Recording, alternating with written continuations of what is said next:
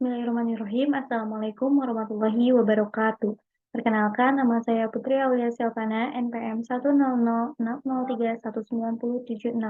Pada kesempatan kali ini, saya akan mempresentasikan hasil penelitian saya yang berjudul Studi Literatur Pengaplikasian Nanoteknologi dalam Terapi Gagal Ginjal Akut. Ginjal memiliki banyak fungsi vital, diantaranya meregulasi tekanan darah, mengatur volume cairan di dalam tubuh, mengatur kandungan elektrolit di dalam darah, kemudian ginjal juga memproduksi hormon, serta mengekskresikan sisa-sisa metabolisme ke dalam urin.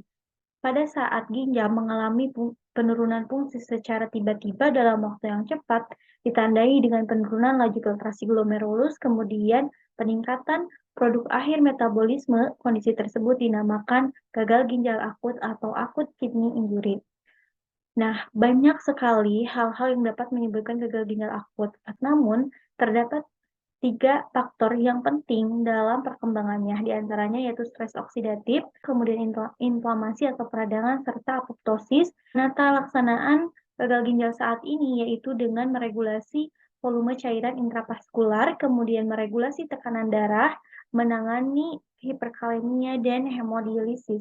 Namun, itu hanya bersifat suportif dan tentunya jika dilakukan hemodialisis memerlukan biaya yang mahal. Banyak dikembangkan obat-obat untuk gagal ginjal akut. Namun, permasalahannya obat-obat tersebut dimetabolisme dengan cepat, kemudian sangat hidrofobik, mudah terdegradasi, memiliki bioavailabilitas yang buruk, dan penargetannya tidak spesifik ke ginjal, sehingga efek samping ke organ lain itu meningkat. Untuk mengatasi permasalahan tersebut, dikembangkanlah nanoteknologi. Nanoteknologi mengacu pada perkembangan partikel-partikel berukuran nanometer. Maka dari itu, penelitian ini bertujuan untuk mengetahui jenis nanopartikel yang dapat digunakan dalam terapi gagal ginjal akut, mengetahui metode sintesisnya, dan mengetahui pengaruh pemberian nanopartikel tersebut pada kadar biomarker fungsi ginjal. Penelitian ini dilakukan dengan menggunakan metode systematic literature review. Pertama-tama dilakukan pencarian artikel dengan menggunakan kata kunci nanoteknologi, nanopartikel, acute kidney injury. Kemudian dilakukan penyaringan artikel.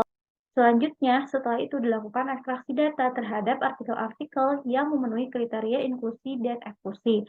Terdapat 8 artikel yang memenuhi kriteria. Selanjutnya, data-data tersebut dianalisis. Pertama, di sini terdapat data jenis-jenis nanopartikel. Nanopartikel yang dapat digunakan untuk terapi gagal ginjal akut diantaranya nanopartikel polimer sintetik, liposom, metalik, dan karbon dot. Dan yang paling banyak digunakan yaitu nanopartikel polimer, bisa berasal dari PPP atau PEG ataupun PLGA. Untuk zat aktif yang dapat digunakan bisa berasal dari bahan kimia ataupun dari bahan alami. Selanjutnya yaitu metode pembuatan. Terdapat beberapa metode yang dapat digunakan untuk menghasilkan nanopartikel, dan yang paling banyak digunakan berdasarkan hasil studi literatur ini yaitu metode sonikasi.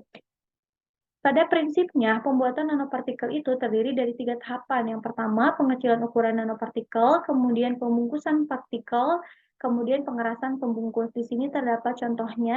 Partikel-partikel tersebut nanti akan pertama-tama akan diberikan gelombang suara dengan frekuensi yang tinggi sekitar 20 kHz. Kemudian gelombang tersebut menyebabkan pecahnya partikel menjadi ukuran nanometer. Selanjutnya dilakukan modifikasi PPP, yaitu di sini pembungkusan partikel. Selanjutnya yaitu analisis biomarker bun dan kreatinin serum. Pemberian nanopartikel pada tikus yang mengalami gagal ginjal akut, kemudian kadarnya diukur sebelum pemberian dan sesudah pemberian. Nanopartikel tersebut dapat menurunkan kadar bun dan kreatinin pada tikus yang mengalami gagal ginjal akut.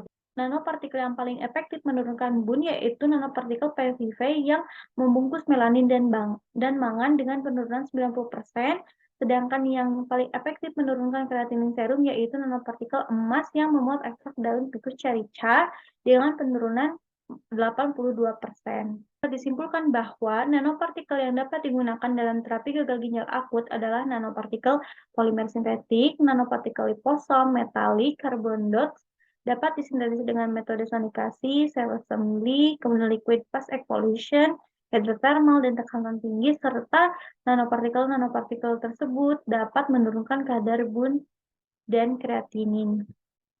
Baik, sekian yang dapat saya sampaikan. Mohon maaf apabila masih terdapat banyak kesalahan maupun kekurangan. Wassalamualaikum warahmatullahi wabarakatuh.